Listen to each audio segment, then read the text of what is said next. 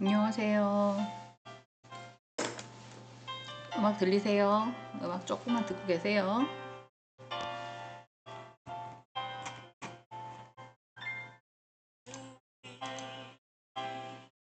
잘 지내셨는지요? 캐리앤 론이라는 사람의 I O U라는 노래예요. 알고 계실 것 같아요. 날씨가 많이 추워졌죠? 네. 하지만 저희는 열심히 공부를 하겠습니다.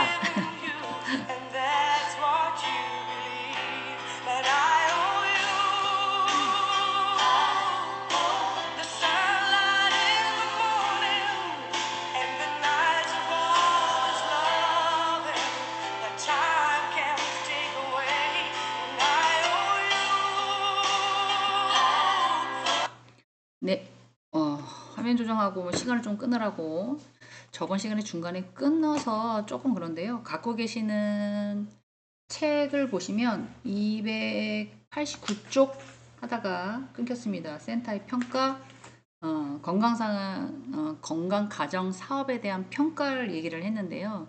물론 이제 평가를 왜 필요해야 되는지 뭐 이런 얘기도 했었어요. 물론 이제 보고서를 써내면 목적에 달성했는지, 그리고 수혜자는 만족을 했는지, 프로그램을 돌렸을 때 효과성은 좀 있었는지, 그리고 또 프로그램 진행상 또 없애질 게 뭔지, 조금 더 확대할 건 뭔지, 뭐 이런 것들에 대한 이제 필요성이 세팅이 되면 양적과 질적 평가를 한다 그랬잖아요.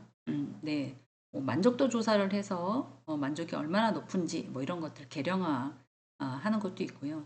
물론 이제 계량화 할 수 없는 것들은 질적 평가라고 해가지고 갑자기 목이 메네요.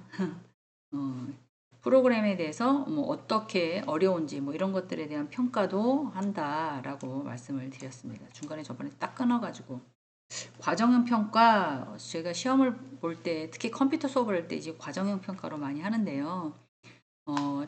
속도가 다 다르잖아요. 마찬가지로 사업을 수행하는 절차와 상황에 따라서 그 센터들이 갖고 있는 그 위치나 환경이나 주변이 다 다를 거라는 거예요. 그래서 사업을 진행하는 동안에 어떤 변화, 통찰, 뭐 이런 것들을 가지고 진행 과정을 통해서 사후에 유사한 사업에 대한 지표가 될 수 있게끔 한다라고도 말씀을 드렸습니다. 책을 옆으로 보니까 안 될 것 같아요. 앞으로 가지고 오겠습니다. 자, 290쪽에 보면 이제 결과에 대해서 나오고 있습니다. 이 결과는 어떻게 보면 어떻게 처음부터 계획했던 것들을 의도에 맞게끔 목적에 달성하셨습니까? 라고 말을 해도 과언이 아니죠. 대부분의 사업을 하시거나 아니면 운영체를 뭔가를 하시는 분들은 한번 해보셨을 거예요. 국가 사업이나 뭐 이런 것들을. 그러면 단돈 10만 원을 받는다고 해도 단돈 100만 원을 받는다 해도 그게 까다롭습니다. 사실은 관리하는 게 되게 힘들어요. 그런 결과 평가를 잘 써서 내셔야 돼요. 자, 실적을 내야겠죠? 얼마만큼 횟수에 따라서 실시간에서 활동에 대해서 참여 수에 따라서 네, 의미가 있는 그런 평가, 실적 평가도 내셔야 되고요. 평가라고 해서 참여자들이 언제나 뭐 요구되는 것들을 다는 좀 어렵지만 프로그램에 따라 변화는 줄 수 있어요. 그래서 성과평가도 낼 수가 있고요. 또한 피드백, 이거는 어디 가나 다 마찬가지니까 이제 당연히 뭐가 개선할 점이 있으면 개선을 해야겠지요. 그리고 이제 센터의 기본적인 센터를 평가를 할 때는 여성가족부에서는 3년마다 평가 계획을 수립하고 또 독립적인 어떤 문화센터를 측정을 해서 거기서 평가를 한다고 했고요. 성실하게 임했냐 안 임했냐, 그리고 시나 뭐 도나 군이나 뭐 자체 사업에 조금씩 다를 수 있잖아요. 상황에 따라서 그런 것들을 계속해서 수행했느냐 뭐 이런 것도 본다고 말씀드렸어요. 그래서 이제 평가의 추진 체계에 전반적으로 여성가족부가 관여를 하고 있고요. 그리고 나서는 이제 시, 도, 지방자치대에서 체크업을 하고 있고요. 또 하나는 이제 평가 수행 기관인 뭐 평가 실무를 총괄하는 뭐 그런 데서도 하고 있다, 이렇게 보시면 될 것 같아요.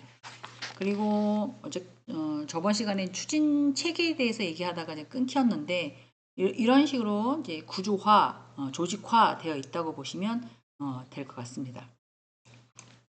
이거는 이제는 평가 과정인데요. 어떻게 평가를 하고 있을 겁니다. 라는 걸 알려주는 거잖아요. 이제 보고서를 평가를 할 때 자체 보고서를 제출을 했어요. 평가위원들이 세팅이 되겠죠. 워크숍을 통해서 어떤 식으로 가겠다. 그리고 평가 전에 어떤 형태로 평정을 해서 실시를 하겠고 와 보겠죠. 당연히 저희도 현장 평가 봐서 받았거든요. 그리고 확인 평가, 또 점수 평가, 그리고 이제 문서화하는 거, 그리고 이제 돈 예산 같은 경우에는 이제 회계사들이 붙더라고요. 국가 예산만 전문으로 해서 제대로 썼는지, 영수증을 받았는지, 영수증과 그 목적에는 적합한지, 우리가 기본적으로 세무조사 받았을 때랑은 조금 차이가 있고요. 이런 평가는. 그렇기 때문에 여기 우리가 국가에서 만들어 놓은 어떤 건강 가정 사업의 운영하고 사업 평가 지표라는 게 있어요. 페이지 293쪽에 보면 여기에 적합한지도 봅니다. 지금은 이제 숫자나 뭐 이런 건 나와 있지는 않지만 이제 평가 지표가 적적성에 따라서 제가 보고서 작성해보고 이런 거 써보니까 글씨 하나하나 그분이 체크했던 하나하나까지 다 근거 자료를 만들어놔야 되겠다라는 생각을 저도 해봤어요. 자, 평가 지수 이거는 어떻게 보면 평가 지표는 수치로 낼 수 있는 그런 것들이잖아요. 뭐 적합성, 뭐 실적, 성과, 환류, 역량, 참여수 뭐 이런 것들에 따라서 조금 달라질 수 있다. 이런 것들을 보고 계시면 될 것 같고요.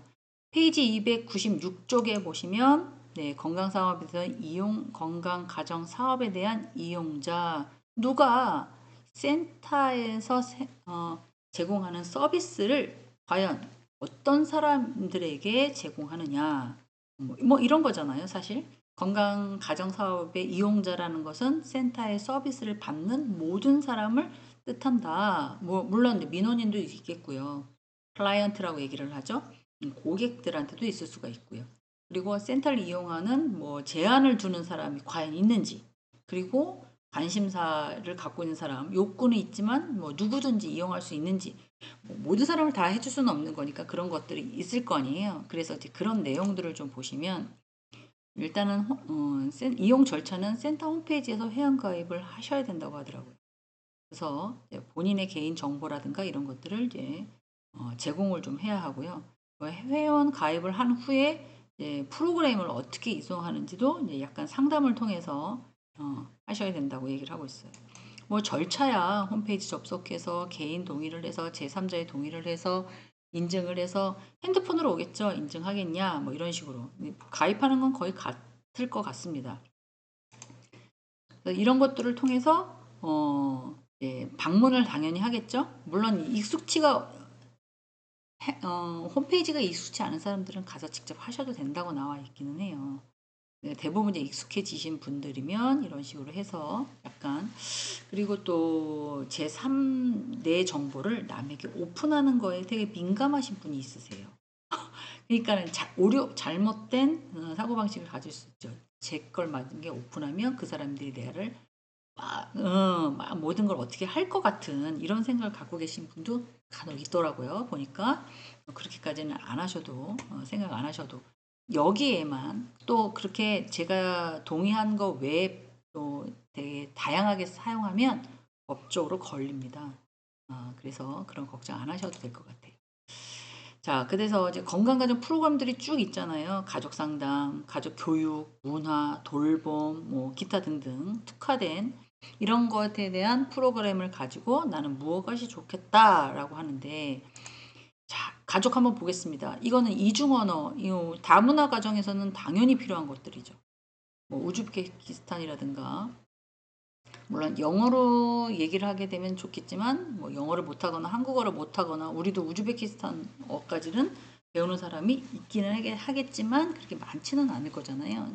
그래서 이중 언어에 대한 조성 산업이 되게 활성화되어 있는 걸로 알고 있고요. 또 학령기 학생들의 이질감은 어쩔 수 없죠.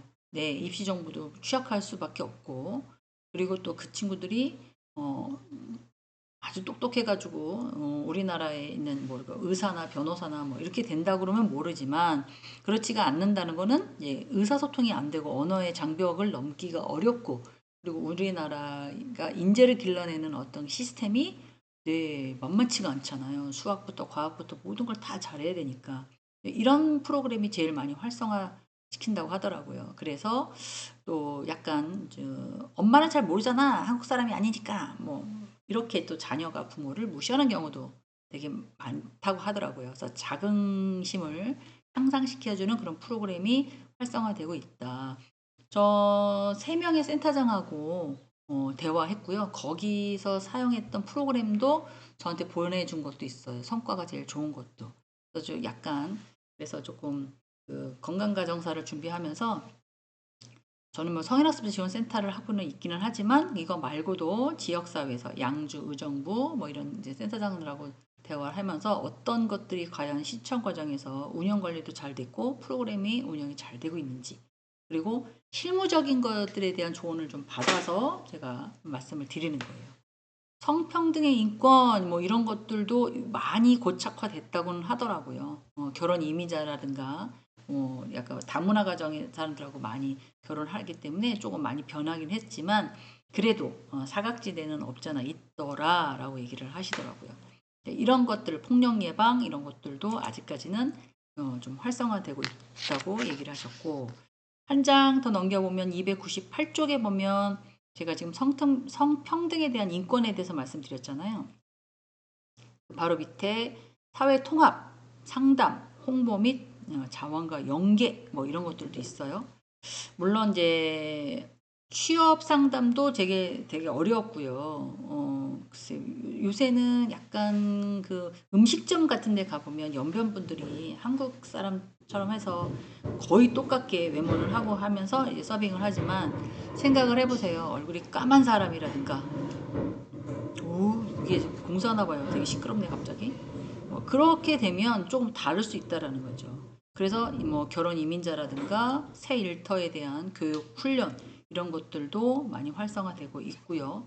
또 우리나라에서 살기 제대로 약간 정상적인 그 가정생활과 경제활동을 하면서 사시려면 우리나라 경제교육 또 학업교육 뭐 이런 것들도 받으셔야 되는 상황이라 그런 교육도 되게 활성화되고 있다. 뿐만 아니라 뭐 개인 상담이라든지 가족 상담이라든지 뭐 기타 여러 가지 또 위기 가족에 대한 긴급 지원 뭐 이런 것들을 통해서 많이 활성화되고 있다라고 얘기를 하고 계셨어요. 자, 그다음에 가족에 대한 프로그램 있는데요. 뭐 여러 가지가 있는데요. 지금 밑줄 치워 개국해 있는 거 보이시나요? 네. 이중 언어, 가족 환경 조성, 다문화 가족에 대한 자녀의 성장 지원. 이게 가장 많은 가족 센터에서 하는 프로그램 중에서 가장 조금 뭐랄까 중요하다고 하면 중요하고요. 그리고 많이 프로그램이 운영되고 있는 거라고 보시면 될 것 같아요. 그리고 뭐 가족 희망 드림에 대한 지원이라든가 맞벌이 가정 뭐 다 거의 다 똑같잖아요. 가정과 함께하는 지역 공동체에서는 결혼 이민자와 그 이민자들이 정착하는 그 단계별 지원 패키지. 물론 북한 사람들도 마찬가지긴 하지만 우리나라에 오셔서 결혼해서 새로운 가정을 꾸며서 하시는 분들은 이런 어떤 공동체 의식을 통해서 약간 좀 나랑 내가 자랐던 다른 그런 문화니까 이런 것들을 잘 이겨낼 수 있도록 하는 그런 프로그램들이 좀 활성화되고 있다라고 보시면 될 것 같습니다. 이렇게 하고 끝내야 되는데 네, 못 끝냈어요. 그래서 좀 이어서 했고요. 잠깐만 기다리고 계시면 제가 10장을 열어서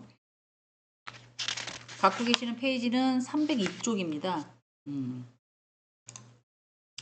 이제 건강가정 사업에 대한 문서 관리인데요. 어떻게 보면 이 문서 관리가 실무 능력을 갖추는데 네, 중요하다고 볼 수 없잖아 있습니다. 그래서 이렇게 보면 기본적으로 문서는 세팅이 되어 있다고 그랬잖아요. 그 보고서 안에 작성할 수 있는 실력만 가지셔도 좋다는 거죠. 물론 언어적인 것도 없잖아 있고요. 약간 간소화 그리고 짧은 글이지만 그걸 이해할 수 있는 그렇게 남이 그걸 읽었을 때 이해 가능하게 만드셔야 되는 거죠. 그래서 이 작성과 관리가 잘 되어 있어야 직접적인 서비스를 제공하기가 좀 수월하다. 전문가들이 그렇게 얘기를 하고 있습니다. 그래서 건강가정을 위해서 이렇게 기관에서 혹시라도 근무하고자 하시는 분이 계신다면 전문가정사의 문서라든가 보고서 작성하는데 조금 더 집중하셔야 되지 않을까라는 생각을 합니다. 자, 보겠습니다. 문서 관리에 대한 목적이 뭐냐? 사람에 대한 생각이나 사물의 상태, 관계 이런 것들을 문자로, 기호로 당연히 표시를 해야 되는 거죠. 그리고 이 여러 가지 정보들을 능률적으로 정확하게 수집을 하고 분리를 해야지만 정리정돈을 해야지만 분석도 할 수 있고요. 전달도 할 수 있고요. 그걸 가지고도 활용도 할 수 있다라는 거죠. 그러면 이 문서의 유형 같은 것도 이제 나오고 있는데요. 문서의 유형이 어떤 형태로 되어가고 있느냐에 따라서 공문서 이거는 뭐 행정기관이나 공무원들이 애한테 주는 뭐 접수하는 그런 문서잖아요. 근데 이것까지 뭐 만드실 건 없어요. 이거는 기본적으로 행정기관에 접수된 문서들은 서식화되어 있기 때문에 다운받아서 쓰시거나 문서를 가서 수기로 작성하시면 됩니다. 단 사문서는 개인적인 목적으로 해서 작성하는 거기 때문에 조금 더 어떤 규격화되어 있지 않지요.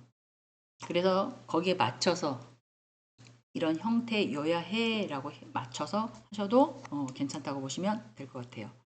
303페이지 보면 유통에 대한 대상에 대한 여부에 대한 구분, 유통되지 않는 문서라고 하고 있는데 이거는 뭐 내부적으로 결제를 받거나 내부적으로 관리하는 그런 거잖아요. 이거는 외부에다가 발생하면 안 되는 거예요.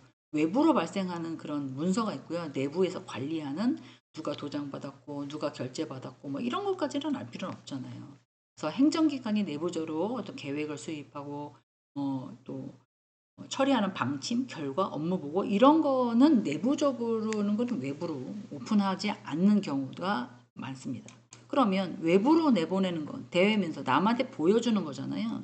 그 다음에 행정기관 내부에서 보조기관이나 보좌기관이나 상호간에 협조를 하거나 보고를 하거나 통지를 하기 위해서 수반하는 그런 문서들이 대내 문서이다. 대외 문서라는 것은 자체 기관에서 다른 행정기관, 소속기관까지 포함해서 이제 하는 경우 규격화되어 있기 때문에 우리가 이게 이렇게 지금 구분해서 대내, 대외 이렇게 사용을 하지만 그 문서들은 규격화되어 있어서 실무에서는 그렇게 뭐 스트레스 안 받으셔도 될 것 같아요. 그러면 문서가 유통되는 것들은 발신지와 수신자의 명의와 같은 문서여야 한다라고 되어 있는데요. 행정기관장이나 행정기관이 자신의 어떤 명의로 발송하거나 자신의 명의로 수신하는 그런 문서들을 말을 합니다. 마찬가지로 이것도 유통되는 문서이기 때문에 이것도 규격화되어 있다고 보셔도 좋습니다. 자, 다음에 보면 문서 형태 이름인데요. 장표라고 되는데 이 장표는 일정한 양식이 필요한 사항들을 쉽게 이해할 수 있도록 인쇄된 그런 사문서 규격화되어 있다 그랬잖아요. 근데 일반적인 문서는 비정형적인 업무이기 때문에 편지 형식으로 되어 있어도 되고요. 아니면 약간 자체 내에서 이렇게 해요 라고 해서 이렇게 폼을 만들어 놓는 것도 없잖아 있습니다. 그리고 이제 특수문서라고 해서 기업이 정한 정관, 규칙, 회의록 이런 것들이 있거든요. 이런 것들은 거기에 맞춰서 할 수밖에 없겠죠, 당연히. 그리고 이거는 뭐 정관, 규칙, 회의 이거는 그 등기소나 법무사들이 세팅되어 있는 어떤 그런 것들이 있어요.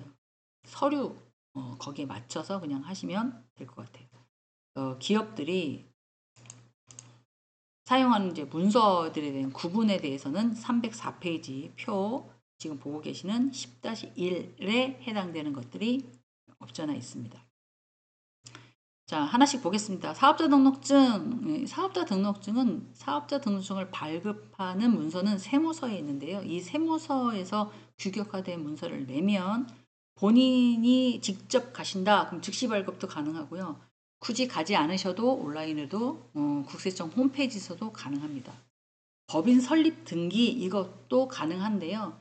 법인 설립 등기는 법무사가 하는 거기 때문에 법무사를 끼고 하시는 것이 훨씬 더 복잡하지가 않아요.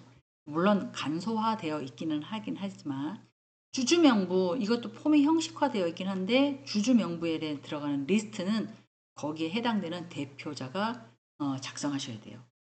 이사등기도 마찬가지고요. 그 다음에 영업허가 신고서 영업에 해당되는 문서들 뭐 지금 약간 가정 뭐 이런 센터들은 당연히 신고 대상이잖아요. 영업 허가를 해야지만 사업할 수 있는 것들은 당연히 허가 신고서가 있어야 됩니다. 자, 특허 이거는 뭐 특허는 세무서도 아니고 법무사도 아니고 특허를 제하는 지적재산권에 해당하는 이제 특허권을 발행하는 그런 특허에 대한 허가를 받을 수 있는 그런 장소에서 할 수 있는 건데요. 물론 발명도 있고 디자인도 있고 상표도 있고 되게 다양합니다.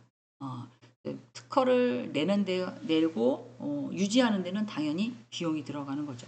자, 인사와 평가, 근로계약서 이것도 노동부에 해당되는 것이 정해져 있어요. 신원조에서, 신원평가서, 인사평가서 뭐 이런 것들은 경찰서 양식도 있고요. 신용조회서 뭐 이런 것들도 있습니다.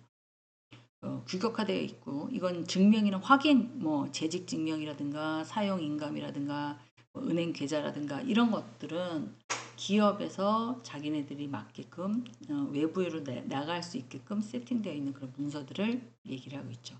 사규라고 해서 사기업들이 규정하고 있는 어떤 규정집 법률이라고 해도 무관합니다. 복무부터 인사부터 급여부터 영업부터 구회부터 뭐 이런 것들이 기업들은 다 가지고 있죠.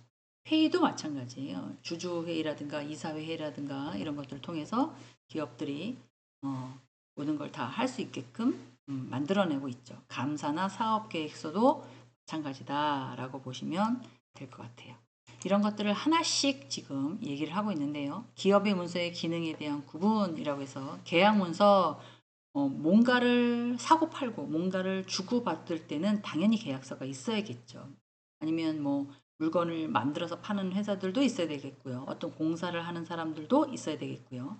그리고 영업 계약을 하는 사람도 대리점 같은 거 수출입하는 경우도 당연히 이런 계약서가 있어야겠죠. 그리고 뭐 인사나 총무나 아니면 근로계약서도 만들어내면 뭐 이런 것들 막 하잖아요. 그러면 건강가정지원센터에서 이제 인사 같은 것들 할 때는 근로계획이나 구매계약을 주로 구매계약서하고 근로계약서까지 똑같이 작성을 한다. 이렇게 보시면 될 것 같아요. 업무 문서는 생산 부분, 영업 부분, 관리 부분으로 나눠지는데요. 생산 근로자들 위주로 근로자 명부라든가 생산 제품에 대한 관련된 서류, 또 영업도 영업 근로자 명부라든가 영업 명부에 대한 영업 관련 서류 이렇게 관리 문서는 건강가정지원센터에서 주로 하는 것들은 당연히 4대 보험이에요. 네, 국민연금, 한재보험, 뭐 이런 것처럼 세무서에 신고하는 이런 것들에 대한 영업신고고요. 회계장부하고 입출금이라고 해서 이제 근로자 명부 이런 것들은 기업들이 사용하고 있는 복식부기, 차변 대변을 따져서 하는 것보다는 입출잔 예산을 받아서 사용하는 거기 때문에 예산을 받아서 지출해서 잔금이 얼마나 있다 뭐 이런 형태로 회계장부하기 때문에 일반 기업에서 하는 장부, 복식부기의 장부에 의해서는 훨씬 더 간단하고 단조롭다라고 보시면 될 것 같아요.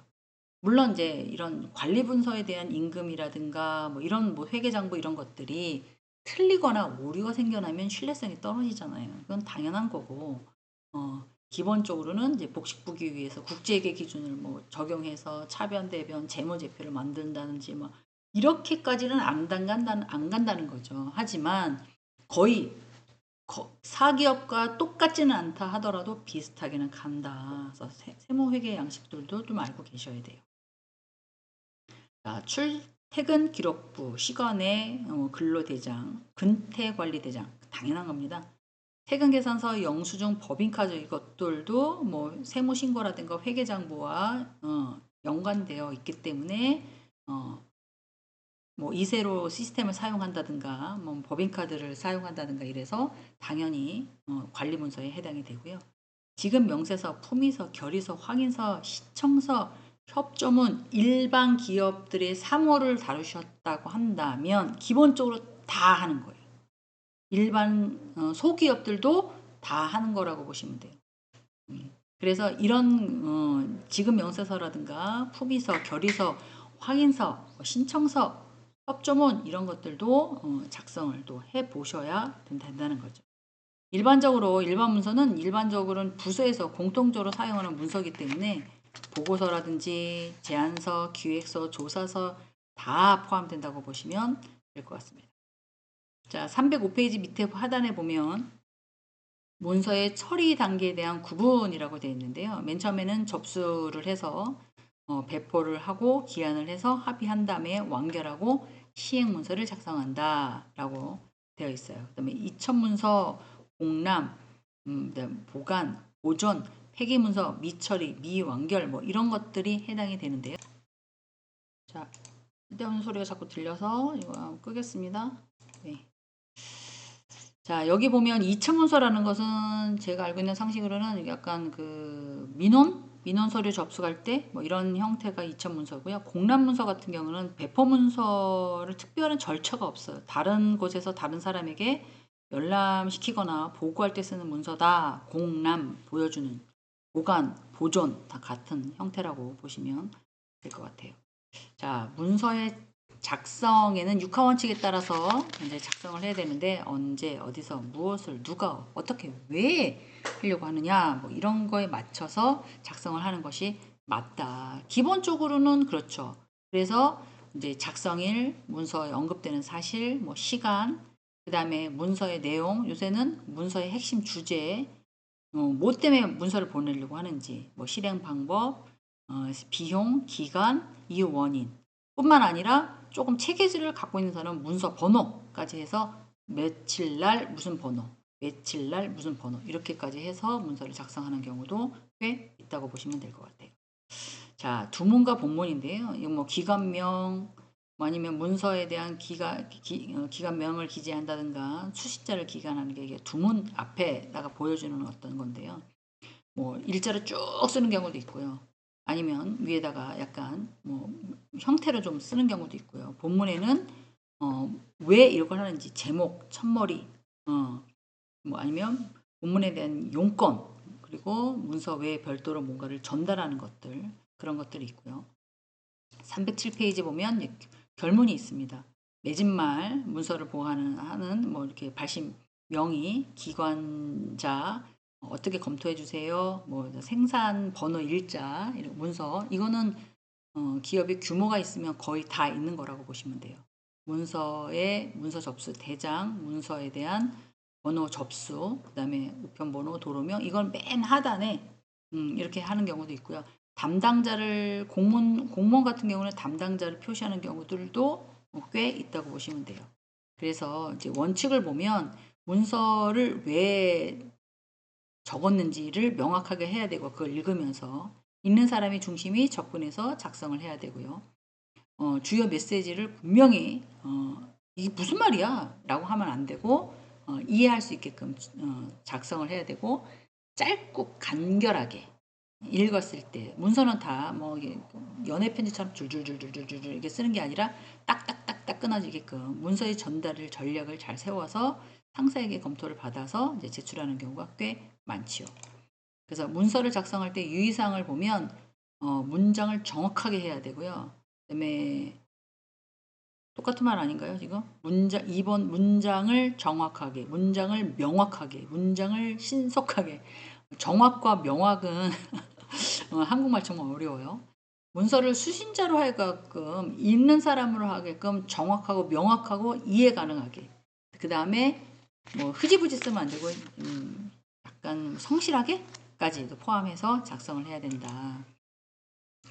기한도 좀 있는데요. 여기 보면 책에 보시면 책에 간단하게 나왔는데요.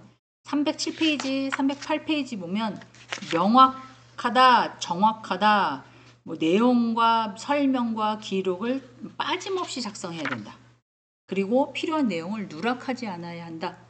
그다음에 문장 부호를 정확하게 해야 된다. 이게 이제 정확하다면, 명확하다는 것은 육하원 측에서 언제 어디서 누가 무엇을 왜 이렇게 그랬잖아요. 이렇게 내용을 좀 구체적으로 작성을 해야 된다. 추상적인 용어보다는 구체적이고 개별적인 용어를 사용해서 숫자에 맞게끔 사용해야 된다. 적극적으로 표현을 해야 된다. 한계가 분명하지 않는 표현을 사용하지 않아야 된다. 뭐 이런 식으로 작성이 되어 있어요. 그리고 신속하게 용의성 있게, 성실성 있게 작성을 해야 된다.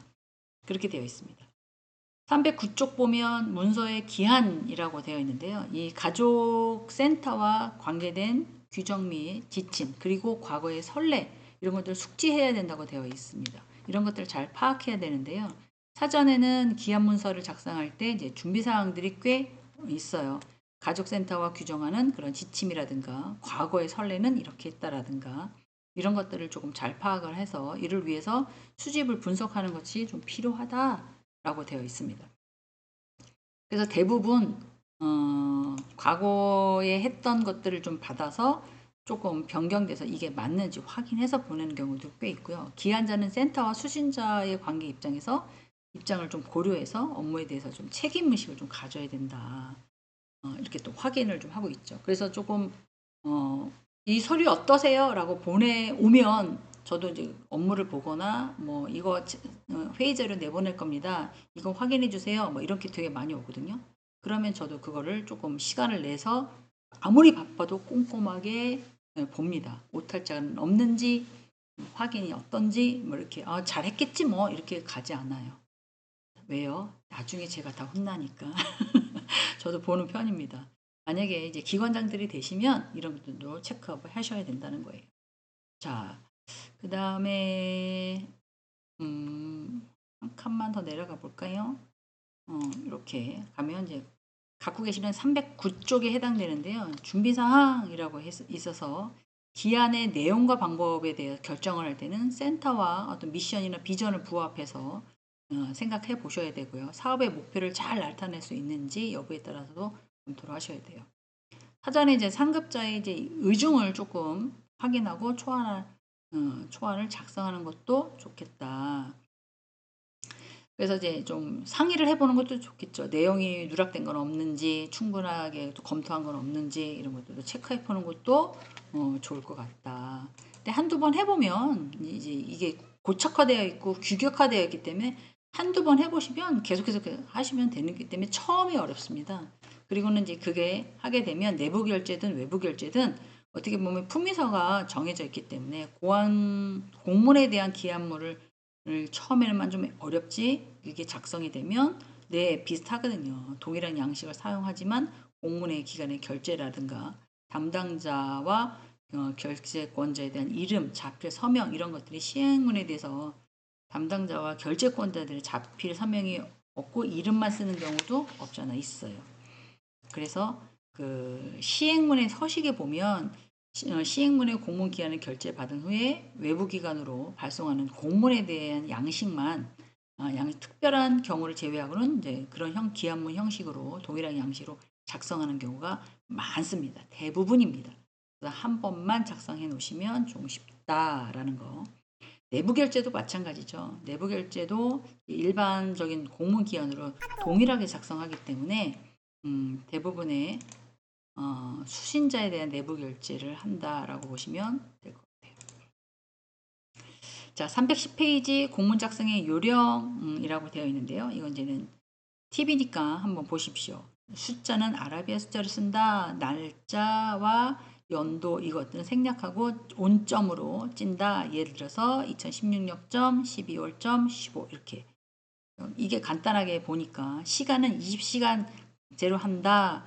1시, 오후 1시인지 오후 2시인지 잘 모르니까 물론 누가 오전 뭐 5시, 새벽 5시 만나겠어요. 그렇지만 그런 것들을 헷갈리지 않게 하기 위해서 오후가 넘으면 13시, 14시, 15시 이런 식으로 24시간제로 작성하는 게 약간 그리고 사이사이에는 쌍점을 찍는다 이런 식으로 그리고 아라비아 숫자로 쓰되 가로 안에서는 금액을 또 작성한다.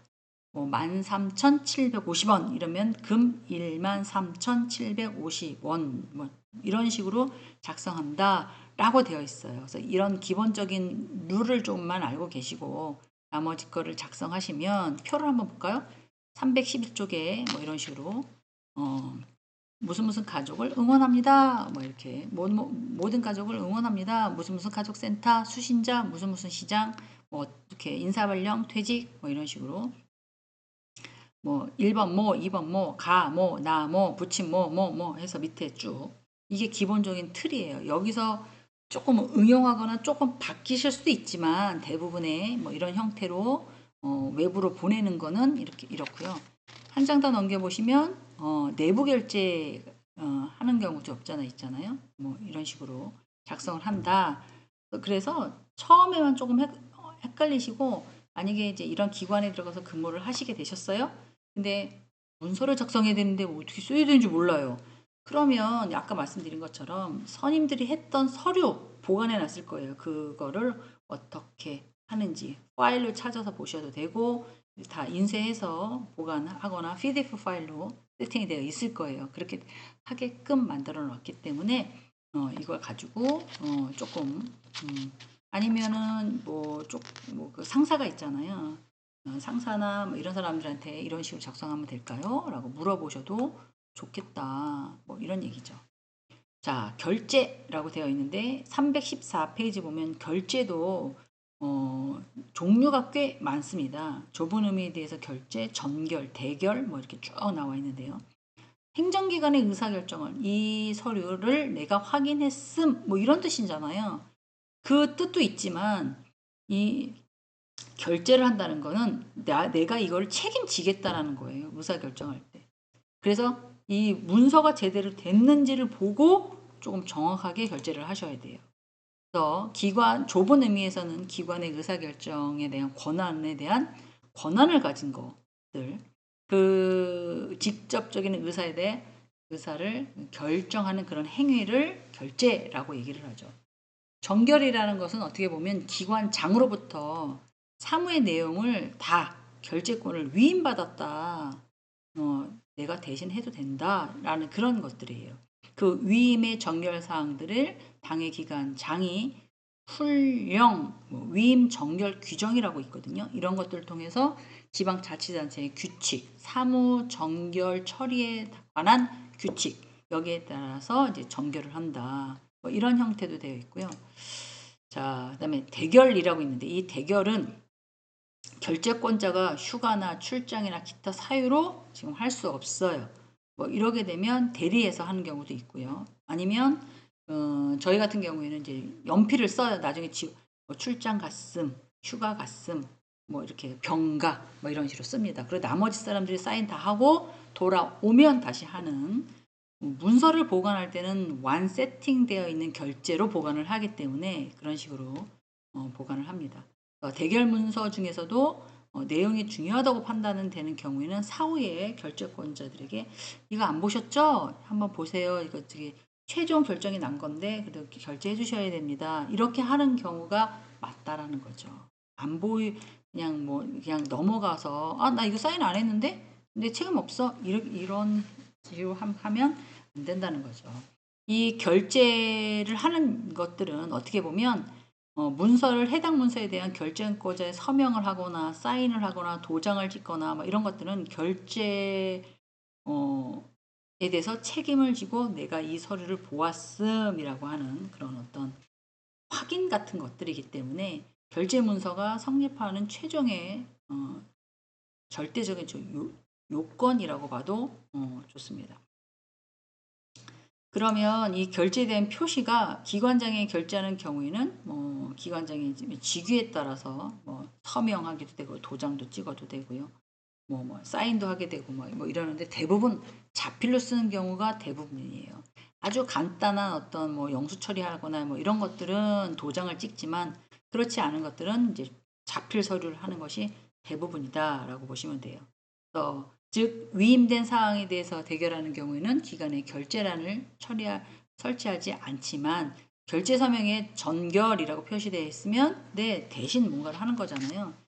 그래서 서류를 딱 봤을 때 아 이거는 고정적으로 뭔가를 사인하는구나. 이건 또 누가 위임하는 거구나. 뭐 이런 것들을 여러분들은 보실 줄 아셔야 된다는 거죠.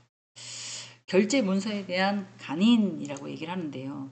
페이지 316쪽에 보면 중간에 찍혀 있는 것. 대부분의 부동산 같은 계약을 하시거나 그럴 때는 서류를 A와 B가 나눠 가지기 때문에 간인을 찍는 거거든요. 이 간인이 2개 이상이 이루어지는 부분은 어떻게 보면 앞 뒷장, 뒷 앞면장 도장을 찍어서 하는 행위를 간인이라고 해요. 그래서 결제 문서에 간인을 할 때는 전후 관계에 명백한 필요가 있는 그런 문서 또는 법률에 의해서 사실에 의해서 증명하고 싶은 것들, 허가, 인가 뭐 이런 것들을 해당이 되는 거죠. 저희들이 간인을 찍는 것들은 이제 부동산 매매 계약을 하거나 뭐 이럴 경우에는 거의 간인을 찍잖아요. 전세, 임대, 뭐 양도 뭐 등등등등 뭐 이런 것들을 얘기를 합니다. 이것도 결제에 해당이 되는 거예요. 그리고 다 결제가 끝났어요. 그럼 어떻게 해야 되죠? 문서를 발송해야 되죠. 공문기관문에 대해서 기관장의 결제가 완료가 되면 시행문을 작성을 해서 기관의 발송 요청에 따라 문서를 발송하는 경우 그리고 문서를 만약에 발송했어요. 그러면 문서 발송 대장에 기록한 후에 문서의 번호를 부여받고 시행문에 관인의 날이 난 후에 뭐 이렇게 약간 하는 경우가 있다고 보시면 될 것 같아요. 그래서 이 이메일이나 직접적으로 전달하는 방법을 통해서 발송하는 경우가 꽤 많다. 지금 요거는 사례입니다. 317페이지에 발송 문서에 대한 사례. 그쵸. 나만 외부로 보내는 것들은 당연히 뭐 이런 이제 발송 대장을 통해서 보내지만 내부에 의해서 하는 경우에는 그렇게 많이 하고 있지 않다라고 보시면 될 것 같아요. 자, 그 다음에 문서의 접수 및 처리 우편이나 그다음에 팩스나 이메일이나 아니면 직접 전달 사항들을 방법으로 센터에 접수되는 외부 문서들 담당하는 담당자들이 있죠. 이 담당자들이 접수를 하게 되면 접수 날에 날인이나 서명을 통해서 문서 접수에 기재한 후에 외부에서 들어오는 거잖아요. 외부에서 나가는 것도 작성하지만 외부에서 들어오는 것도 당연히 작성을 해야 돼요. 이런 문서 발송 대장은 서로 이렇게 주고받은 거에 대해서는 이렇게 증거만 남는 거지. 근데 저희는 하는데요? 하시는 분들 계세요. 내부도 어마무시하게 큰 데는 이제 이런 것들도 발송 대장도 하죠. 이제 그렇지 않은 경우에는 거의 없더라. 자, 문서의 접수란이 없는 경우에는 문서의 접수인을 찍어서 기재한 후에 해당 업무 처리를 해당자에게 인계하는 경우 또 처리 담당자가 결제나 공람 보여주는 거죠. 이를 걸쳐서 업무 처리하는 경우가 꽤 많고요. 업무 처리를 끝난 후에 서류를 이제 새긴 목록에 따라서 기록해서 공문을 접수하는 철을 보관하는 경우가 대부분이다. 모든 것들을 그렇게 만들어서 하는 경우가 되게 많습니다. 자, 페이지 318페이지 보면 한국건강가정진흥원에서 보내주는 어떤 그 공문 서류들을 네, 이렇게 공람이라서 언제 누가 보고 언제 보고 이렇게 보는 경우 이렇게 찍는 경우도 꽤 있더라. 그래서 이런 업무가 끝난 후에 보관 기록을 하고 있거나 아니면 일정 분량을 묶어서 철을 하는 경우도 있는데요. 대부분 이런 서류가 오면 다 PDF 파일이니까 요새는 자료만 좀 세팅해 놓고 있다고 보셔도 될 것 같아요. 기간별, 시기별, 월별, 분기별, 반기별 뭐 이렇게 나눠서 색인 목록을 하는 경우가 대부분인 걸로 알고 있고요. 또 하나는 문서 처리를 할 때 문서를 보존하기까지 뭐 박스라든가 캐비넷이라든가 이렇게 작성을 하죠. 인쇄를 해서 저희도 도서실에다가 이런 걸 보관해 놓고 있거든요. 역사에 따라서.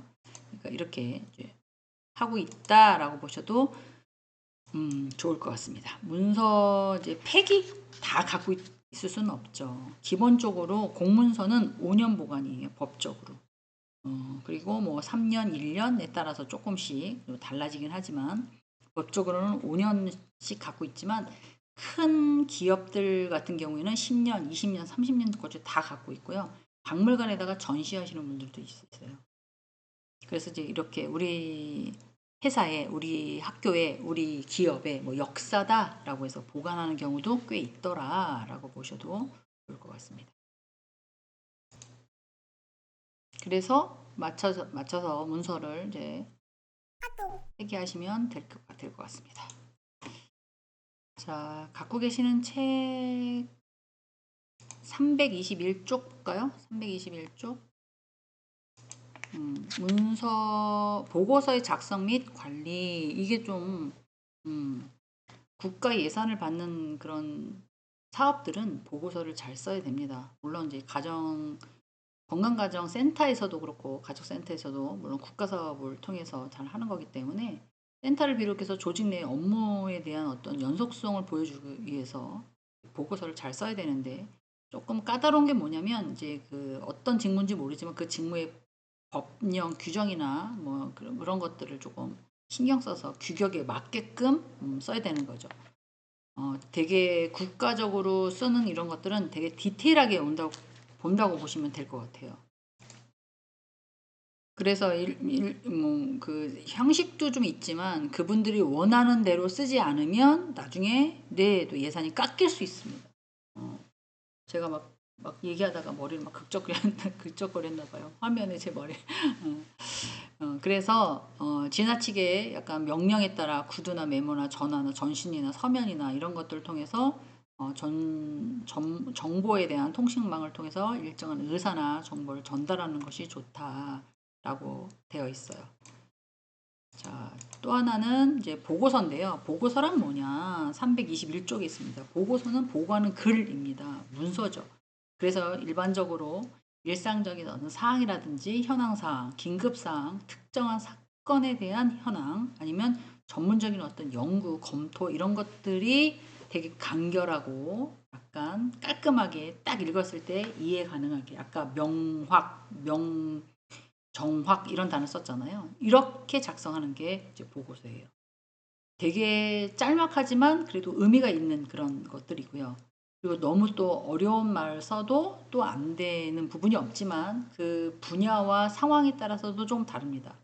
계획을 수립하거나 대책을 마련하기 위해서 수립된 어떤 계획이나 대책을 시행하기 위해서 보고하는 그런 문서다라고 보시면 될 것 같아요. 자, 한 장 321쪽에 보면 이제 종류가 나오는데요. 이 종류는 보고서의 종류는 용도에 따라, 형식에 따라, 내용에 따라 또는 이제 분류하는 기준에 따라 종류가 되게 다양합니다. 일반적으로 용도에 따라 보고서를 정보 보고서와 관리 보고서로 이제 나누는데, 내용에 따라 계획하는 그런 보고서, 대책 보고서, 아니면 검토 보고서, 실시 보고서, 또 결과 보고서, 현황 보고서, 연구 보고서, 조사 보고서. 이 종류 엄청나게 많지 않습니까? 네. 이런 식으로 조금 나눠져 있다고 보시면 될 것 같아요. 그러면 이 보고서를 쓸 때 테크닉, 그건 뭐가 있을까? 이렇게 생각할 수 있는데, 일반적으로 보고서는 종류에 대한 내용과 보고서의 기술 형식에 따라 좀 달라지거든요.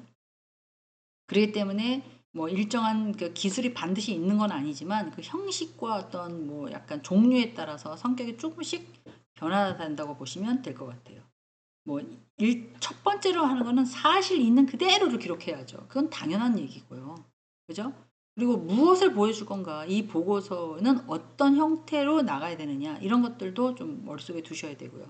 그리고 그분이 국가에서 원하는 문제 의식이 뭔지, 향후에 어떤 식으로 대체를 할 건지, 그리고 보고서 형태에 맞춰서 어떻게 간단하게 사실 그대로를 표현할 건지, 그 표현력도 엄청 중요해요. 그래서 페이지 220쪽에 보면 이 내용들이 쭉 나와 있을 겁니다. 보고서에 구성하는 순서. 자, 어떻게 보면 좀 중요한 부분이기도 합니다. 왜냐하면 보고서를 어떻게 쓰느냐에 따라서 뭐가 달라져요? 예산이 달라져요. 그죠? 돈을 일단 받고 나서 국가에서 원하는 대로 예산을 써야 되는 거니까, 일반 보고서 제목, 차례, 뭐 보고, 개요 이런 것들이 내용이 깔막깔막하게 요약이 잘 돼 있어야 돼요. 현황과 실태, 문제점, 쟁점 이런 것들이 국가에서 눈에 확 들어오게끔 대안, 분석 뭐 기대 효과 이런 것들이 확 들어와야 된다는 거죠. 그리고 어떤 식으로 예산은 뭐 사실 정해져 있어요. 정해져 있고 평가에 의해서 더 줄 거냐 덜 줄 거냐 이렇게 약간 어느 센터는 더 많이 주고 어느 센터는 적게 주고 이렇게 할 거라는 거죠. 똑같은 예산을 주는 게 아니라 똑같이 주는 게 아니라 그렇기 때문에 이제 그런 형태로 일반 보고서가 구성이 되어 있죠. 계획 보고서 뭘 세팅하는 거잖아요. 그럼 당연히 뭐 제목이나 목적이나 현황 분석은 해야 되는 거고요. 어떤 계획일 거냐, 이걸 어떻게 추진할 거냐, 방법이 뭐냐, 장소는 어디냐, 일정은 어떻게 하느냐, 예산은 어떻게 할 거냐, 확보는 어떻게 할 거냐, 이런 게 들어가야 돼요. 계획 보고서. 저희가 학교에서 쓰는 게 이제 계획 보고서거든요. 선정이 돼서 일반 보고서는 거의 안 쓰고 계획 보고서를 많이 쓰죠. 대체 보고서라고 해서 뭐 보고서의 목적과 필요성, 뭐 이것도 뭐 다 개요나 뭐 실태 상황이라든가 원인이라든가 뭐 이런 거 쓰는 거는 거의 비슷하긴 하지만 뭐뭐뭐 대신에 어떤 식으로 대체하겠습니다. 이러이러한 대신에 이런 식으로 하면 조금 더 추진 계획이라든가 일정이라든가 다 맞출 수 있습니다. 뭐 이렇게 쓰는 거잖아요. 대부분 기업에서는 이제 계획 보고서나 일반 보고서를 주로 쓴다고 보시면 될 것 같아요. 자, 검토 보고서 이거는 뭐 예를 들어서 회계사라든가 이런 사람들이 기업체에 와서 실사를 해요. 그럼 검토 보고서를 쓰는 거죠. 그리고 또 뭐 기타 등등 감사의 대상이 되는 사람들이 해당이 되면 뭐 그런 것도 작성하는 경우도 없잖아 있고요. 뭐 실시 보고서 이건 체크업하는 거잖아요. 와가지고 실질적으로 비교평가에서 평가 보고서를 쓰는 거죠. 계획 보고서를 써서 확정이 된 사람들은 이제 결과 보고서. 센터도 마찬가지예요. 건강가정센터도 예산을 받았어요. 그러면 이제 계획 보고서를 썼죠. 우리는 센터는 이런 식으로 해서 이렇게 할 거예요. 지역사회 맞춤으로 해서 이렇게 할 겁니다. 라고 해서 보고서를 썼어요. 예산을 딱 받았어요. 그러면 그걸 어떻게 썼는지 결과 보고서를 반드시 내야 됩니다. 그런데 계획 보고서 썼던 거랑 뭐 일반 보고서 썼던 거랑 뭐 목차가 안 맞아. 제목이 안 맞아. 말이 안 되는 거죠. 그리고 검토 대상이 뭐 현실적으로 좀 불확실한 걸 썼대. 확인했대. 뭐 이런 것들. 그렇게 하면 네, 점수를 낮게 받아서 다음에 할 때는 감점을 받을 수가 있습니다. 자, 현황 보고서라고 해서 제목이나 사업의 개요, 추진 상황, 그다음에 문제점, 전망 뭐 이런 것들을 조금 확인해서 대책을 세우는 것들을 말을 하고요. 대부분 교수들이 어떤 국가에 대한 정책 같은 거를 따오거나 이제 이론학적으로 뭔가를 제안을 할 때는 연구 보고서를 되게 많이 씁니다. 그러면 기술 형식이나 내용을 보세요. 거의 같지. 제목, 목적, 연구 내용, 현황, 문제점 뭐 이런 것들. 만약에 공대의 계열에서 뭐 공부를 하신 분들은 공과 계열에 해당하는 걸 쓰실 거고 인문사회 계열에서 하시는 분들은 네 거기에 맞춰서 하는 거고 그리고 의학 계열에서 하시는 분들은 의학 계열에서 맞게끔 또 연구 보고서를 당연히 쓴다는 거죠. 대부분의 이런 보고서와 논문하고는 약간 차이는 있습니다. 물론 형식은 거의 다 비슷한데요. 동떨어진 건 아니에요. 하지만 쓰는 방식이 조금씩 다르죠. 조사 보고서 이거는 제가 가서 확인하는 거잖아요. 연구도 앉아서 자료로 확인하는 보고서를 쓰는 거고요. 조사는 직접 현장에 가서 체크업을 하는 거잖아요. 그 차이가 있는 것 뿐이지 보고서의 어떤 분석이나 평가라든가 사후 대책이라든가 이런 것들은 거의 같다고 보시면 될 것 같아요. 와, 보고서 종류 정말 많구나. 이걸 왜 이렇게 중점적으로 얘기를 하냐면 이런 어떤 기관이라든가 사회복지사라든가 기관에 들어가셔서 이런 일을 하실 때는 이런 걸 배제할 수 없어요. 그래서 이런 내용들을 조금 문서를 작성하는 것보다 전체적으로 좀 이 책에서 아셔야 되는 부분들을 알려드리는 거예요. 자, 그래요. 그러면 이제 보고서를 이제 이제 종류에 대해서 구성하고 순서를 알았습니다. 그럼 이제 작성하는 과정을 좀 아셔야 되는데요. 처음엔 준비 단계라고 해서 이제 내용을 크게 보고할 내용과 확인할 내용 이런 것들을 좀 구분해서 보고서를 작성하는 계획을 좀 세우셔야죠.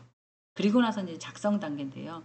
자료를 좀 수집해서 형식에 대한 결정 그리고 보고서에 대해서 작성을 좀 하시는데요. 처음에 하는 거라면 헤맬 수도 있는데요. 기존에 했던 게 있다면 네, 훨씬 더 아무래도 네, 선배님들이나 뭐 이렇게 뭐 이런 것들이 하신 게 있다면 훨씬 더 좀 편하겠죠. 그리고 나서는 이제는 검토 단계입니다. 검토는 보고 내용이나 형식들을 제대로 했는지 확인하는 그런 단계이죠. 당초의 의도대로 보고 내용을 썼는지 목적과 뭐 이런 것들이 맞는지 이런 것들도 봐야 된다는 거예요. 뿐만 아니라 눈을 동그랗게 뜨고 저희도 엄청나게 보거든요. 남이 쓴 걸 문장을 다 읽어봐요. 그런데도 틀린 글씨가 나와. 그럴 때마다 너무 속상하더라고요. 다 인쇄까지 끝났는데 어머머머 이거 글씨 틀린 거네. 이게 눈에 보이더라고요. 그래서 웬만하면 그런 오탈자 없이 또 특히 숫자로 표현되는 게 틀리면 이거는 완전히 망신이에요. 성의가 없다고 보는 경우가 꽤 있더라고요. 그런 그 검토 단계가 중요하다면 엄청 중요하다고 보셔도 될 것 같아요. 자, 보고서의 작성 원칙. 보고서는 중요해요. 간결하고요. 목적성이 있어야 되고요. 핵심 내용이 들어가야 되며 추상적으로 쓰시면 절대로 안 돼요. 실용적으로 쓰셔야 됩니다. 누가 봐도 이거는 이거 할 수 있다고? 진짜? 정말? 막 이렇게 얘기가 나올 수 있어야 돼요. 그리고 명확해야 되고요. 그 다음에 용이해야 되고요. 그 다음에 포괄성이 있어야 되고요. 객관성, 논리성, 일괄성, 그리고 중복은 웬만하면 삭제해야 됩니다. 그리고 수정하고 정확하게 원칙에 따라 핵심 단어가 딱딱 들어갈 수 있게끔. 왜? 그것만 쓰시는 분들, 그것만 검찰하시는 분들은 한 줄만 읽어도 무슨 의미인지 다 알거든요. 어떻게 보면 줄임말이잖아요. 늘 의미를 다 알아요. 그것만 하셨던 분이기 때문에 전반적인 아웃라인을 다 알아요. 그렇기 때문에 반복적으로 쓸 필요가 전혀 없다라는 거예요. 그래서 점검하고 오류를 찾아서 토대로 보고서를 작성하는 그런 훈련들이 좀 필요하다. 그리고 혼자 하는 것보다 아이고야 지금 문자 엄청나게 오죠. 네, 오늘 또 회의가 또 한 3건이 잡혀 있어가지고 막 서류들 보내느라고 카톡을 열지 않고 제가 죽었는데도 자동 갱신돼서 이렇게 막 오네요. 녹화 다 되는 걸로 알고 있거든요. 좀 불편하시더라도 이해를 부탁드리겠습니다. 하여간 이렇게 오류를 찾아내서 보고서를 작성하는 훈련이 좀 필요합니다. 보고서는 어떻게 보면 모든 일들이 다 사람이 하는 거잖아요. 근데 쓰는 사람은 형식을 준수해야 되고요. 읽는 사람이 이걸 어떻게 이해할까라는 걸 생각하고 쓰셔야 돼요. 그리고 작성자의 선입견을 좀 배제해야 되고 수용자가 정확하게 판단할 수 있도록 도움을 주는 거기 때문에 작성하는 사람과 읽는 사람의 시간을 조금 절약해 주는 그런 형태다라고 보시면 돼요. 323쪽에 표 10-11 있거든요. 보고서를 작성하는 원칙. 여태까지 얘기한 것들을 이렇게 함축해서 약간 줄여놨다고 해도 과언이 아니에요. 그렇기 때문에 지금 나와 있지 않은 것만 말씀을 드릴게요. 당연히 간결하고 명확해야 되고요. 목적이 분명해야 될 뿐만 아니라 보고서를 읽을 때 좀 쉽게 이해 가능해야 돼요. 특히 예산이나 전문가나 의견이나 이런 것들을 이제 국내나 국외나 이제 사례를 통해서 이해 가능하게끔 이제 해야 된다는 거죠. 현황이나 실태 조사가 객관적으로 이제 기초를 해서 작성하는 경우가 대부분이고요. 그리고 문장을 직접적으로 단어하고 수동적으로 동사나 명사를 사용하지 않는다. 그랬습니다. 했습니다. 이렇게 하는 거 했음, 그랬금, 뭐 정확함, 뭐 이런 식으로 약간 줄여야 되는 거예요. 그리고 핵심 내용을 한눈에 확 들어올 수 있게끔 편집을 좀 예쁘게 해서 확 유역해야 되는 경우도 없잖아 있어요. 자, 잘못된 보고서 제목과 내용이 읽어도 뭔 말인지 잘 모르겠고 문맥도 이상하고 일관성도 없고 내용도 빠뜨렸고 통계도 실수 이렇게 쓰는 사람은 거의 없다고 보시면 돼요. 그러면 서류에서 탈락. 충분한 검증과 논의 과정 없이 허황되게 추정대로 그럴 수 있다, 할 수 있다 이런 단어들은 없애봐야 된다고 보시면 될 것 같아요. 자, 그다음에 이제 보고서에 대한 요약인데요. 어떻게 보면 이제 내용이 되게 길잖아요. 그리고 이제 국가 보고서 같은 경우에는 페이지가 정해져 있어요. 몇 페이지 이상 해라. 30페이지 이상 해라. 10페이지 이상 해라. 뭐 약간 이제 저 같은 경우에는 보고서를 학교에서 쓰잖아요. 학교 교수님들이라 하더라도 보고서에 들어가지 않으신 분도 계시거든요. 왜요? 그건 저는 잘 모르겠어요. 난 안 할래요. 뭐 이러시는지 아니면 학교에서 초이스를 안 하는지 그건 잘 모르겠지만 불러주지 않아서 안 가요 라고 하시는 분도 없잖아 있어요. 보고서를 사용을 할 때 모든 사람이 다 쓰지는 않아요. 하지만 국가보고서 교육에 관련된 보고서를 쓰면 페이지가 정해져 있어요. 규격화돼서 앞뒤로 100페이지 이상 뭐 이렇게 혼자 절대 못 쓰죠. 한 15명에서 20명이 들러붙어서 파트별로 나눠서 해서 그거를 이제 요약하고 약간 편집해야 되는 그런 상황인 거예요. 그러면 요약을 읽는 사람으로 하여금 쉽게 이해 가능하게 만들어야 된다는 거예요. 그래서 의사결정, 이 사람이 이렇게 해서 이렇게 한다는 거구나. 뭐 이렇게. 상대방으로 하여금 본문을 읽지 않아도 요약만 봐도 이 사람이 무슨 의도로 인해서 이걸 작성을 했구나 라는 것도 이해 가능하게끔 만들어야 된다. 그게 스킬입니다. 그래서 대표성이 있는 제목을 선정해야 되고요. 목표를 분명히 해야 되고요. 그 다음에 전개할 때 중요한 것부터 순서에 의해서 우선순위를 둬야 돼요. 보고서의 종류에 따라 문제점이나 대체나 뭐 필수 사항들을 누락하지 않도록 작성해야 되는 것은 당연하고요. 가장 중요한 사항을 뽑아서만 이렇게 키포인트로 작성을 해야 되고요. 그리고 키워드나 이런 것들도 표로 만들어서 그림, 도식화로 만들어서 금방 또 눈에 들어오게끔 하는 것도 좋은 방법이라고 보셔도 좋고. 대부분의 모든 사람들이 다 본문을 읽지 않고 왜 이 보고서를 냈는데 왜 안 읽어요? 라고 하는데요. 받는 사람 입장에서는 어마무시하게 많이 받아요. 담당하는 것들이 있기 때문에. 그리고 아까 제가 말씀드린 것처럼 100페이지 기본적으로 한 회사에서 100페이지 이상 쓰면 그 100페이지를 두 회사, 세 회사만 읽어도 300, 400페이지잖아요.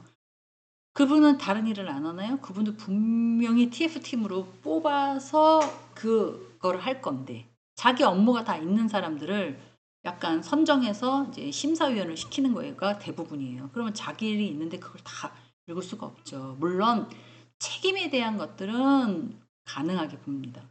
그래서 다 읽지 않아도 이해 가능하게끔. 그러면 그분들은 본문을 안 읽나요? 라고 물어보시면 읽습니다. 당연히 읽는데요. 어떤 아우트라인인지 처음에 딱 읽을 때 이게 무슨 말이야? 뭐래? 라고 얘기하면 되고 어떤 의도로 이걸 썼구나. 어떻게 본문에는 뭐 적었겠네. 그래서 이렇게 압축했구나. 라는 걸 알 수 있게끔 적어야 된다는 거예요. 정책의 결정에 신속하게 내릴 수 있도록 또 빠진 거 없는지 완벽하게 작성할 수 있는지 또 이거는 왜 이렇지?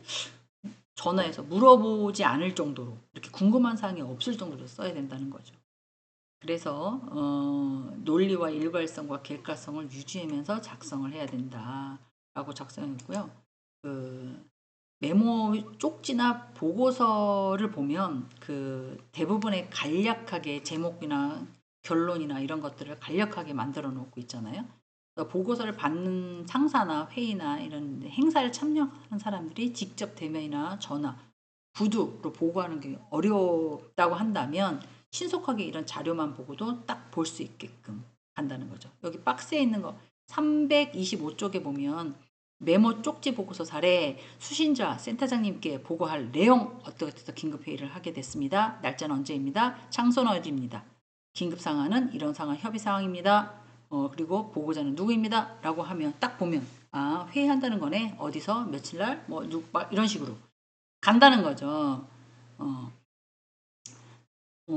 오늘 2시에 여기 와서 할 거니까 무조건 와라. 뭐 이런 거잖아요. 그럼 이거 언제 보냈겠어요? 아침 9시나 땡 하면 보냈겠죠. 뭐 참석 못한 사람은 그게 더 중요하니까 거기를 참석할 수밖에 없거나 아니면 뭐 대리인이 참석할 수도 있는 거고 뭐 이런 형태라는 거잖아요. 이제 그렇게 해야 된다라는 거예요. 월간이나 주간 보고서 월간은 일주에 있었던 걸 하나 쓰는 거고요. 월간은 한 달에 한 번 있었던 걸 쓰는 거잖아요. 그러면 이 센터의 각 팀에서 주간이나 월간 보고서를 쓸 수밖에 없는데요. 계획도 약간 포함되어 있어요. 지금 이거 하고 있고요. 다음엔 이거 할 겁니다. 이런 식으로 계획을 점검하고 했던 부분을 확인하는 거라고 보시면 될 것 같아요. 이런 걸 작성할 때 팀 간의 주간이나 월간의 단위 업무들 또 행사 이런 것들이 빠졌는지 또 제목과 개요는 정확하게 작성을 했는지 계획의 요점이나 개조식은 서술을 작성해서 좀 가야 된다. 326쪽에 보면 보고서 폼에 있잖아요. 굳이 이런 거를 꼭 이렇게 안 한다 하더라도 대부분의 이런 걸 쓰고 있으니까 여기에 맞춰서 작성을 해주세요. 제가 그랬잖아요. 폼이 규정화되어 있기 때문에 여기 안에 집어넣을 수 있는 내용에 맞게끔 DX를 이용할 수 있게끔만 하시면 된다는 거죠. 물론 여기서 좀 벗어나서 광범위한 것도 없지 않아 있어요. 제일 기본적인 1단계를 말씀드리는 거니까. 자, 329쪽에 사업보고서 및 결과보고서, 이거는 센터에서 진행하는 이제 프로그램 그런 것들에 대한 결과보고서에 대한 만족도 조사 같은 걸 했을 때 맨 처음에는 이 사업계획서가 센터에서 발행을 했을 때 사업이나 비전 같은 거나 사업의 필요성을 언급했을 거예요. 그러면 이 대상을 가지고 목적이나 목표와 사업의 내용이나 평가를 가지고 추진 인력이나 업무 분장표, 홍보 방법, 예산, 사용 계획, 기대 효과를 구체적으로 작성을 해야 된다는 거예요.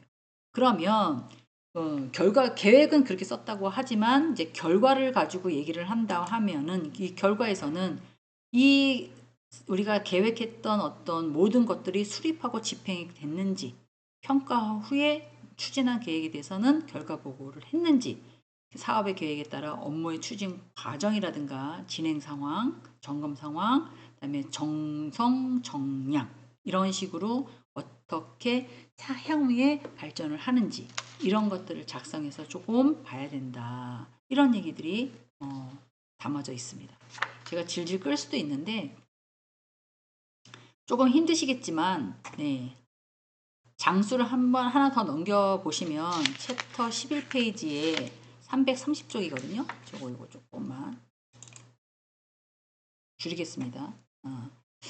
이제 어떻게 보면 여기는 이제 가정에 대한 건강 가정 사업에 위한 회계와 홍보를 위한 업무라고 되어 있어요. 물론 이제 돈 관리를 잘 하시는 분들도 있지만 예산을 받아서 쓰는 입장에서는 조금 더 디테일하게 좀 관리를 하셔야 되는 부분이 없잖아 있어요. 그래서 이제 어떻게 사업을 진행하기 위해서는 이제 실무 능력도 좀 갖추셔야 되고요. 직접적인 서비스를 제공하는 것도 당연히 있어야 돼요. 그리고 이제 이 회계와 홍보 업무가 어떻게 보면 지역에 연관되기 때문에 잘 진행이 돼야 되는 것뿐만 아니라 직접적인 서비스를 제공하는데 좀 수월할 수 있게끔 하는 그런 챕터이거든요. 그래서 이제 혹시나 건강가정을 위해서 아니면 센터를 위해서 아니면 사회복지를 위해서 이렇게 근무를 하게 되신다면 전문가의 회계나 홍보 업무에 대해서 또 제가 소속되어 있는 이제 지역과의 연계의 부분에 대해서 좀 디테일하게 알고 계셔야 될 것 같아서 다음 시간에 자세히 하겠지만 개념을 조금 알고 가셨으면 좋겠고 또 하나는 용어들이 어마무시하게 어려워요. 네, 제 경영학 박사잖아요. 경영에서도 회계학이에요. 지금 이제 저희 학교에 딱 두 분이 계시는데 그분도 회계학이지만 저는 거기다가 세무까지 포함해서 같이 경영학 박사를 받았기 때문에 처음에 들으시는 분들이 이 회계 자체가 용어들이 엄청 어렵습니다. 그래서 용어 설명하는데도 시간이 많이 걸려요. 그래서 이거를 다음 시간에 1시간 15분 안에 다 해낼지는 모르겠지만 들으시기 전에 제가 약간 이제 몇 분 남겨놓고 말씀을 드리는 한 5분 6분 남겨놓고 말씀드리는 이유는 한번 읽어보고 오셨으면 좋겠다 라고 해서 좀 부탁을 좀 드리는 거예요. 다른 챕터는 제가 그렇게 말씀을 안 드렸어요. 그래서 한번 읽어보고 오셨으면 좋겠다라고 해서 말씀을 드린 거고요. 또 좀 이렇게 우리가 알고 있는 것들, 물론 뭐 직장 생활도 하셨겠고, 사업도 하셨겠고, 뭐 이렇게 하셔서 용어들을 알고 계시는 분들도 있지만, 생판 모르시는 분들,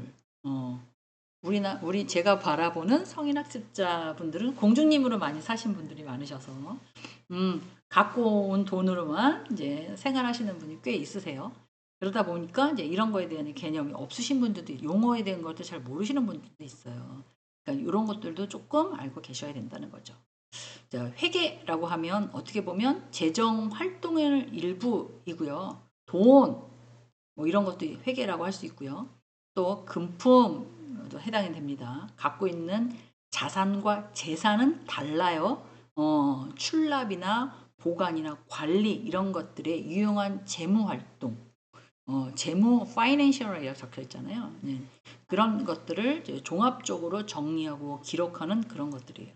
가정에서도 네, 재무, 생활비가 부족해, 막 이런 얘기 하잖아요. 마찬가지입니다. 이런 것들에 대한 이제 용어들이 조금 더 있는데, 지금 우리 여기 어디에 국한이 되어 있어요?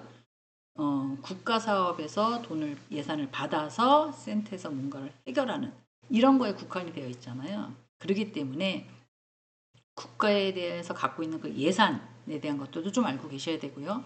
국가가 이런 어떤 국민을 위해서 들어가는 그 재정에 대해서 경제 주체도 좀 아셔야 되고요.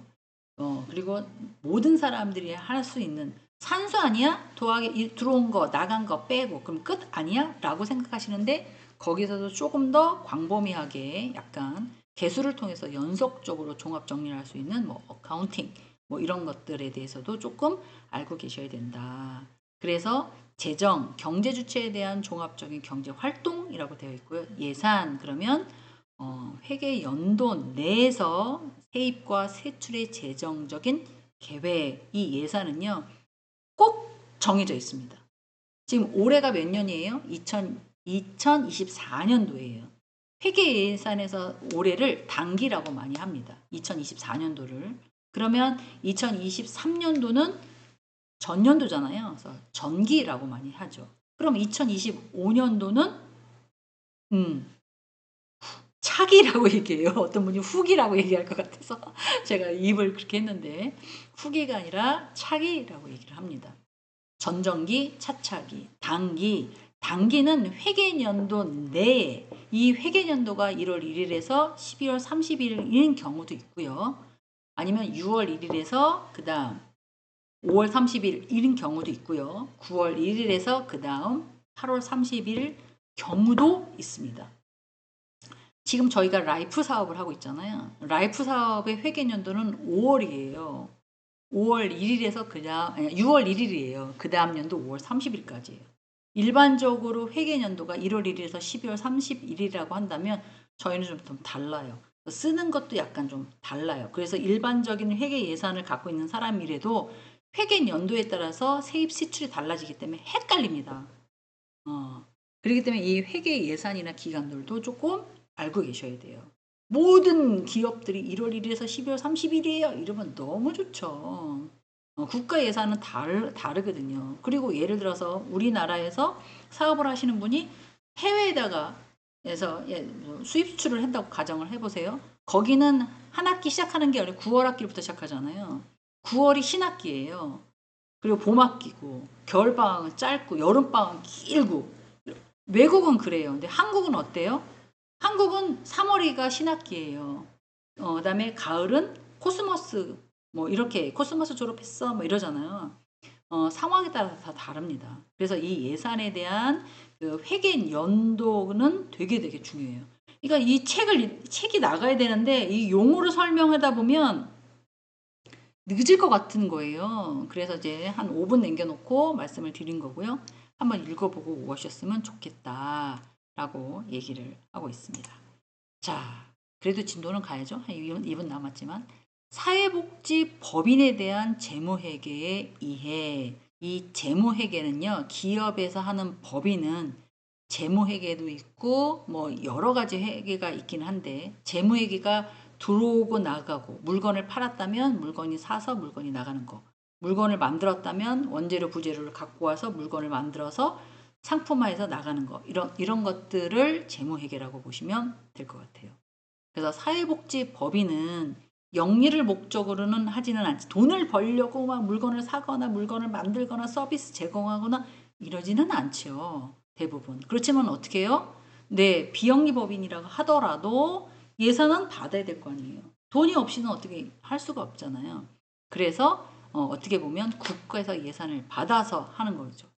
여성가족부에서 매년 발행하는 가족센터 사업 안내에서는 예산과 관련된 조항들이 있지만 회계에 대한 명확한 설명은 없다. 깊게 관여 못해서 그렇습니다. 따라서 대부분의 가족센터에서 사회복지법인 재무회계의 규칙을 참고하여 사업을 하고 있고 사회복지사업법에 대해서 법에 대한 이해가 필요하다라고 되어 있습니다. 대부분 재무회계는 이제 국가에서뿐만 아니라 국가도 뭐 입출잔이 있지만 복식부기 남한테 보여준 국제 전 세계가 재무회계 국제회계 기준으로 의해서 오픈되기 때문에 우리도 그렇게 가자. 남한테 보여줄 때는 그렇게 가자. 자산, 부채, 자본 그런 형식으로 가자라고 세팅이 되어 있다고 보시면 될 것 같아요. 그러니까 지금 330페이지서부터요. 제가 책을 이렇게 보면 330페이지부터 348쪽까지 48쪽 그래 봤자 한 18장 정도 됩니다.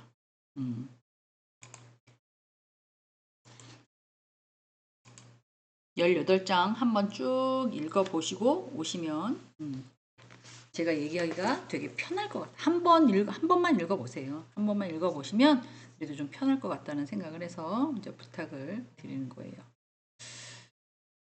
자, 아까 했던 거 계속.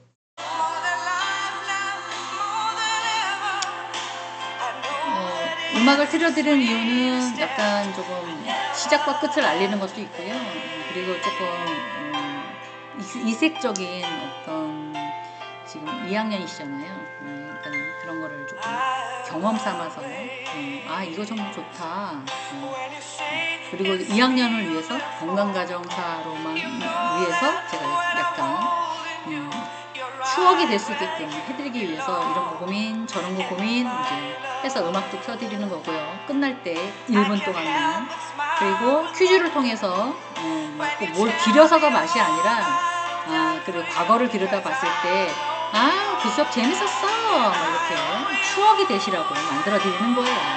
그러니까 퀴즈들이 오늘은 안 나갔지만 가끔 나갑니다. 많이 참여해 주시면 좋을 것 같아요. 자, 1시간 15분 동안 들으시느라고 고생하셨어요. 네, 한 주 동안도 아프지 마시고 날씨가 많이 싸늘해졌어요. 네, 아프지 마시고 건강하게 잘 지내셨다가 다음 시간에 뵙겠습니다. 감사합니다.